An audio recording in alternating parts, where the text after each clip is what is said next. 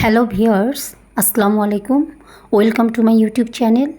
দেশ এবং দেশের বাইরে থেকে যারা আমার এই ভিডিওটি দেখছেন, আপনাদের সকলকে জানাই স্বাগতম এবং অভিনন্দন। আপনাদের প্রেরণা এবং উৎসাহে ভিডিও বানাতে আগ্রহী হই। আমার এই ভিডিওটি যদি আপনাদের পছন্দ হয় তাহলে অবশ্যই একটা কমেন্ট করবেন প্লিজ, এবং লাইক, কমেন্ট ও সাবস্ক্রাইব করে আমার পাশেই থাকবেন। তাহলে এরকম আরও নতুন ভিডিও আপলোড করব। নিশ্চয়ই আজকের থাম্বনেলটি দেখে বুঝতে পারছেন ভিডিওর বিষয়। হ্যাঁ, আজকের বিষয় হচ্ছে গাছ থেকে কাঠ কীভাবে তৈরি করা হয়। গাছ আমাদের খুব উপকারী বন্ধু এবং পরিবেশ বান্ধব। বৈশ্বিক উষ্ণতা এবং পরিবেশের ভারসাম্য রক্ষায় গাছের কোনো বিকল্প নেই, কেননা গাছ আমাদের অক্সিজেন দেয়। অন্যায়ভাবে গাছ কাটা ঠিক নয়, তবু আমাদের নিত্য প্রয়োজনে গাছ কাটতে হয়। গাছ থেকে আমরা বিভিন্ন প্রয়োজনীয় জিনিস বানাই। আজ আমরা দেখাবো গাছ কেটে শুকিয়ে কিভাবে মেশিনে গাছ কাটা হচ্ছে। আমি এই ভিডিওটি দেখানোর জন্য একটি কাঠ কাটার কারখানায় গিয়ে ভিডিওটি ধারণ করি। গাছ কাটার পর শুকিয়ে মেশিনের মাধ্যমে সমান আকৃতি বিশিষ্ট সাইজ করে কেটে নেওয়া হয়। এই দেখুন, গাছ থেকে গুঁড়িগুলো উঠছে। তারপর শুকিয়ে সিজনিং করে বিভিন্ন কাজে ব্যবহারের উপযোগী করে তোলা হয়।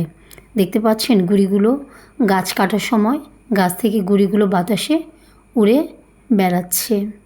শ্রমিকরা খুব কষ্টসাধ্য কাজটি করে থাকে। সমানভাবে মেশিনের মধ্যে ছেড়ে দিল, কাঠগুলো পিস পিস হয়ে সমান আকৃতি বিশিষ্ট কাটা হয়ে গেল।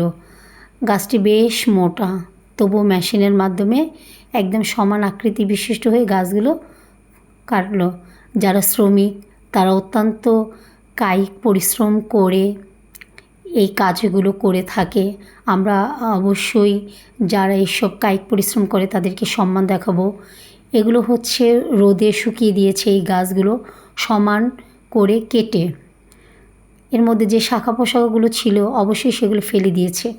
এগুলো হচ্ছে গাছ কাটার পরে সমান তক্তা বা কাঠ সমান আকৃতি বিশিষ্ট একটু কালার করে রং করে রোদে শুকিয়ে দিয়েছে।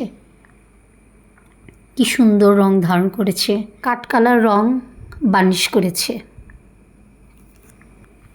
এগুলো হচ্ছে নদীর পাশে যখন মোটা গাছগুলো কেটে নেওয়া হয় তার শাখা পোশাখা চিকন যেগুলো থেকে যায় সেগুলো আবার শুকিয়ে দেয়, কারণ এগুলো থেকে আর তেমন ফার্নিচারের উপযোগী বা আসবাবপত্রর উপযোগী তেমন কাঠ পাওয়া যায় না। এগুলো তখন জ্বালানির কাজে ব্যবহার করা হয়, আমাদের রান্নার কাজে ব্যবহার করা হয়। আমরা বিভিন্ন ওষুধি গাছ থেকেও হার্বাল জাতীয় ওষুধ পেয়ে থাকি। এই দেখুন, একটি গাছ কত সুন্দরভাবে দাঁড়িয়ে আছে এর শাখা পোশাকা নিয়ে, খুব সুন্দর লাগছে। ভিডিওটি ভালো লাগলে অবশ্যই লাইক করবেন। ভালো থাকবেন সবাই।